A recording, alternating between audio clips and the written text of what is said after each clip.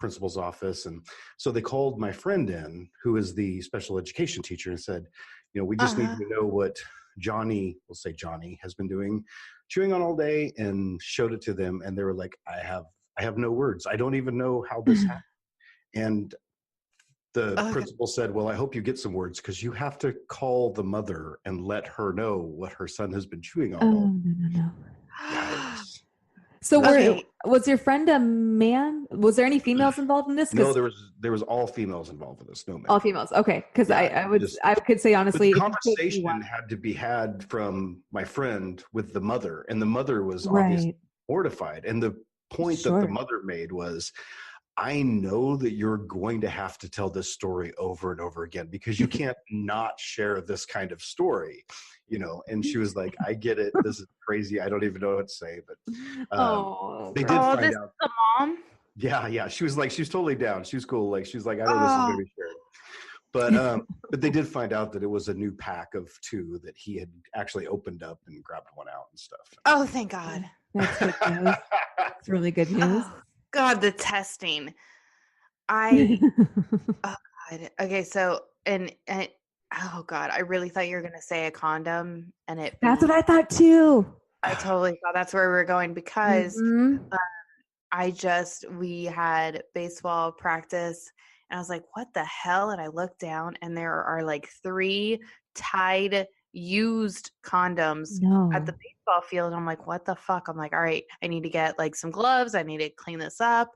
And someone's like, do you think that's your responsibility? I said, this parent has a toddler that just learned how to walk. The last thing we need is him chomping on this. Like, I can throw it away. It's going to be fine. But then someone said, how the hell did this? And it's like a church. Like, it's a field near a church. Some of the best hookups happen at church. But and then I'm thinking, like, these homeless people are at least being safe, is what I thought. I mean, it was kids. Like kids that are just old enough to run away and hop behind. But 3 times, good for this guy. I mean, they were full, like, yuck. Good for that guy. I don't know. Maybe it was a team effort. It was a baseball field. Oh God. Memories. It could have been. I mean, makes sense. Did you just say memories?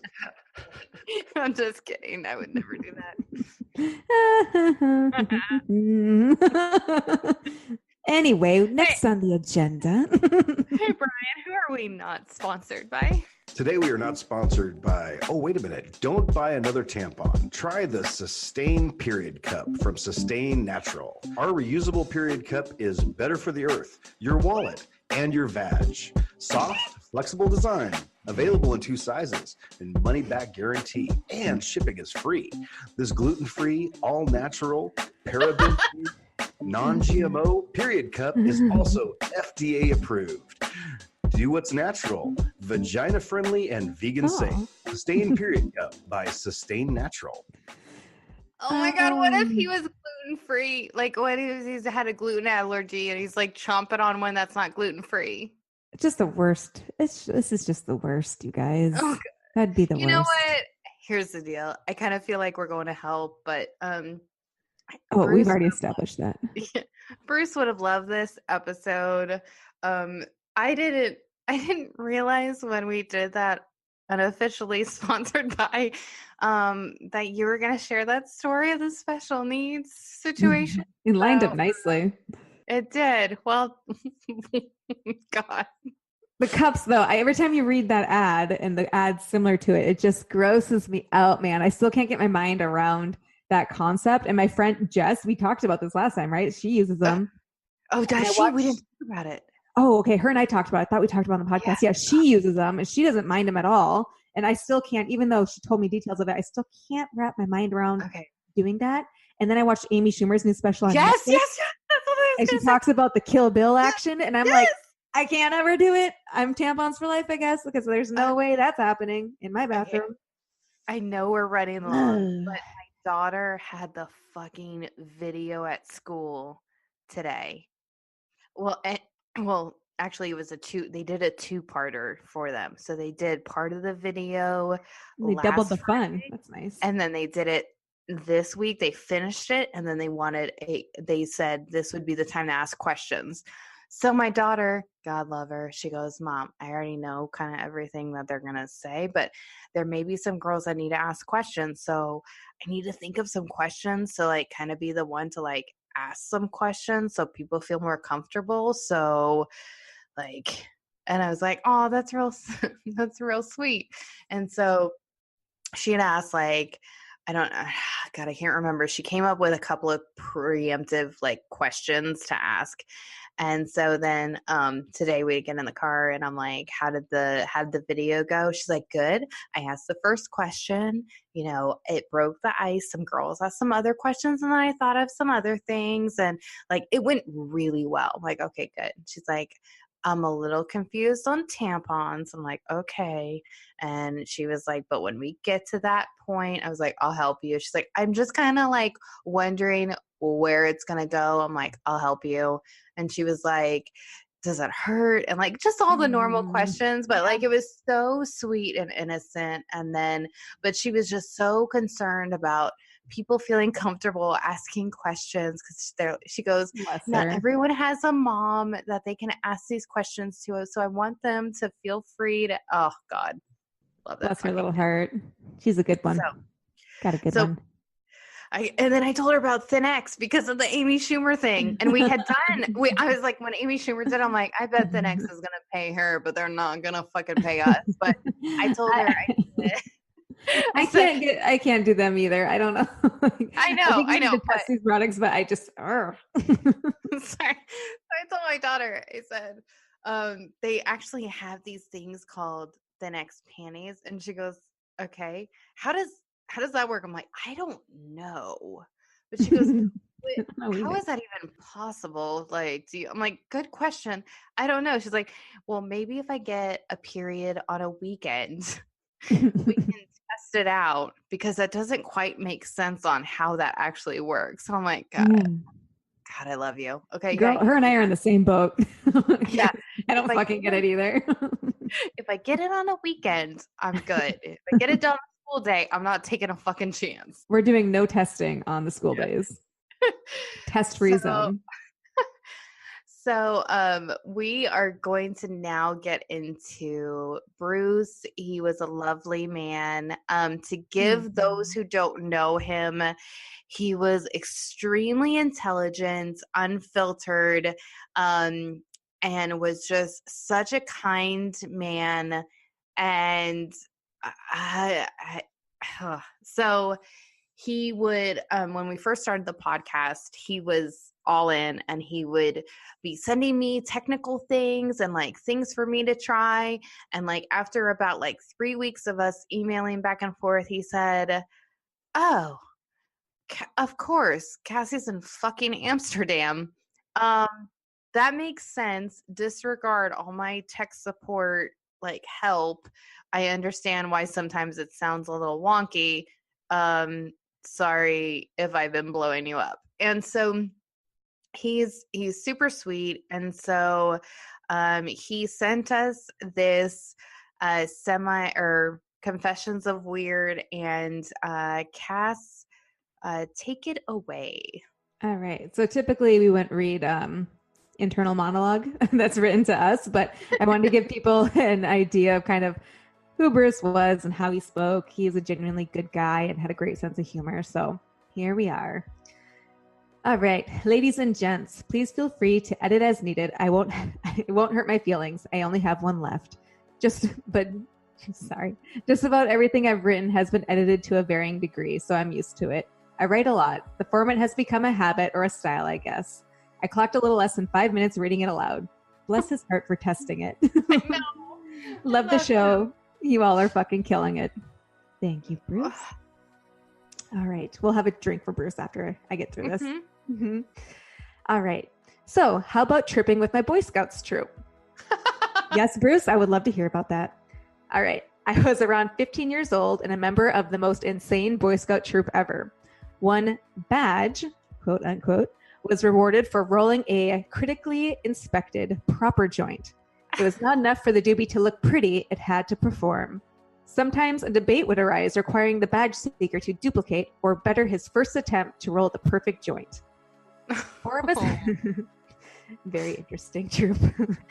Four of us... That's the perfect troop for him, too. Like, oh, absolutely. I've never heard of another Boy Scout group like that. No, it's the first time for me, too. It gets better. Okay. Four of us hitched a ride with the church group to Disney World on their bus. This was the perfect opportunity to consume a gallon of mushroom tea. Our mission, to check out the new roller coaster, Space Mountain. Yeah, I'm an old fuck, but you'll appreciate it if you're ever having an uncomfortable trip nearby. There was plenty of time for the tea to work its magic and shake up your entire belief structure. In my case, it's usually for the better. We ditched the Jesus bus and head straight for Space Mountain. Get out of there. Jesus and mushrooms don't mix. I'm leading my friend Glenn around like he's blind with a 45-minute line for Space Mountain. Glenn wasn't having a bad trip. He just couldn't see. Maybe it was a psychedelic tea. Maybe when we came into the darkened building from out of the bright sun, who knows? Between the dilated eyes and the maniacal laughter, we knew we were all high as fuck. When we finally got up to the ride, the attendant asked, "Is he blind?" Yes, I said, while utterly lost in the song Junior's Farm, which I don't know what that is, but I trust that's something they play there. I snapped to, kind of, when he said that Glenn couldn't ride the ride because if the power went out, he couldn't climb down the scaffolding. It does, but I don't believe that it doesn't make sense at all, because have any of you been on Space Mountain? Yeah. You have been on Space Mountain. So like it's a whole roller coaster inside of a building and it's super dark. But there's stairs right so next you're to blinded anyways. Well, maybe the emergency lights go on if there's that kind of thing, maybe. I don't know. Who am I to question this process? Okay, back to Bruce. He told me to take Glenn to a spot just beyond the exiting riders, showing me the way back to the front of the line. But you could only access the rear cars. We didn't give a shit. Glenn followed me once the attendant left. We told the other two guys we were with and abused the hell out of the rat shortcut out of the maze. So they're like in places they don't belong right now, essentially. After a couple laps on the roller coaster, the first attendant noticed Glenn laughing his ass off, sitting in the cart, which ended the fun when we got back to the loading and unloading gates. We were ran off. No doubt security had been summoned. All of us highly motivated to get out of there, and I'm starting to get really, really high. For a brief, nervous moment, I didn't seem like I was ever going to stop peaking. I was having a blast, though, and I pushed away any negative internal dialogue, which is really fucking hard to do when you're high on shrooms. Like, shrooms are awesome, but that's a hard thing to do sometimes. Just for context, that's Cassie's actual interjection. Sorry. Thank you. And Cassie's speaking. Back to Bruce. I'm like in my moment here because I'm like, yeah, Bruce, I totally get it. Maybe he's like, speaking through me internally. Okay, I'm moving on. Back channeling Bruce. Yeah, I'm channeling Bruce right now. I can really feel it. He would like it. I think so. Shortly after, one of the guys, who's named Pick, got us busted for smoking a joint on It's a Small World ride. We didn't get to see the, quote, man with his hand up the rat's ass and pulling the strings, unquote. I don't know what that is. Security support for everything was below ground, even their self-contained power plant. Talk about a trip. We had no idea there was an underground anything. The mushroom tea was long gone, every drop. Pick, the guy who had gotten us down into the rodent's bowels, had swallowed what was left of the joint. Rat Patrol had nothing on us. Or didn't even call the real cops. All they could do is try to ruin our buzz and possibly kick us off the property, which they didn't do for whatever reason. But ruin our trip within a trip? No fucking way that's going to happen. We were way too stupid and too high to be afraid of those guys, especially when you'd see another park employee dressed in a furry suit, holding an animal head in one arm and a big jug of water in the other and a cigarette clenched between his lips. Fucking surreal. A subterranean circus that I wasn't quite sure was real. It was a great trip, despite the fear you swallow before tripping. Set and settings are as important as people say, especially if you're not a fucking pack of wild animals. The last time I went to Disney, acid was responsible for a fun and spectacular night. Once an animal, always an animal, I guess.